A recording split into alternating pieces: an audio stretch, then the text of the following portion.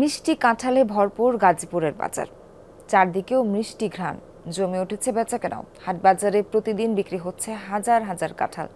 ভিড় জমাচ্ছেন বিভিন্ন স্থানের ব্যবসায়ীরা। রপ্তানি হচ্ছে বিদেশেও। 12 মাসি কাঁঠাল উৎপাদন সহ সংরক্ষণের চেষ্টা করছে কৃষি বিভাগ।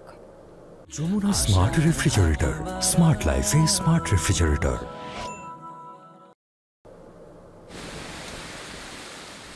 বইছে বাতাস, চারদিকে ছড়িয়ে পড়ছে পাকা কাঁঠালের সুবাস। উৎপাদন হয়েছে খাজা, গালা, দুর্সা সহ বিভিন্ন জাত। ভোর থেকেই বাগানীদের এমন ব্যস্ততা, বাজারে বিক্রির তোড়জোড়।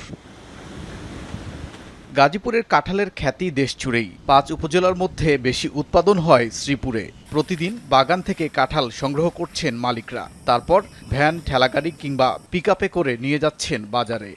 গাছ থেকে কাঁঠাল পেড়ে জয়নাবাজার নিয়ে যায়, ওইটা আপনার গাজীপুরের মধ্যে সবচেয়ে বড় একটা বাজার। এবার 5 লাখ টাকার বাগান কিনছি, যদি বাজার যদি ভালো যায় ইনশাল্লাহ আশা করা যায় 1.5 লক্ষ টাকা এবারে পাওয়ার আশা আছে। কাঁঠালের বড় হাট শ্রীপুরের জৈনা বাজারে। এছাড়া উপজেলার নগর হাওলা, চকপাড়া, টেপির বাড়ি, ছাতির বাজার সহ বিভিন্ন স্থানেও বসেছে ছোট বড় হাট। সেখানে ভিড় জমাচ্ছেন রাজধানী সহ বিভিন্ন জায়গার ব্যবসায়ীরা। জমজমাট বেচা কেনাও, রফতানি হচ্ছে বিদেশেও। একদিন বিভিন্ন ধরনের দাম যায়। আজকে আপনার কাঁঠাল পিছে 20 টাকা কম, 26 টাকা কাঁঠাল 1700 টাকা বলছি, বুঝছেন? আর এই কাঁঠালটা 30 টাকা হলো বাড়া। 1500 টাকা দাম কম পাইয়া নাই। সৌদি আরব এবং দুবাই, মালয়েশিয়া, সিঙ্গাপুর এদিকে আমরা সাপ্লাই মাল বিক্রি করি। মধুমাস জ্যৈষ্ঠের শুরু থেকে আষাঢ়ের শেষ পর্যন্ত থাকে এমন চিত্র। এ সময়টায় কর্মসংস্থান সৃষ্টি হয় কয়েক হাজার শ্রমিকের। শ্রীপুরের কাঁঠাল তো আসলে চাহিদা বেশি, দামও বেশি, মিষ্টিও বেশি সবার চেয়ে।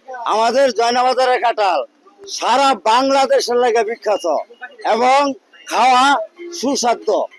জিআই পণ্যের স্বীকৃতি পেয়েছে এই জেলার কাঁঠাল। তবে গড়ে ওঠেনি বাজার ব্যবস্থাপনা, নেই সংরক্ষণের ব্যবস্থাও। তাই এসবের পাশাপাশি সারা বছর রফতানির জন্য 12 মাসি কাঁঠাল উৎপাদনের লক্ষ্যে কাজ করছে কৃষি বিভাগ।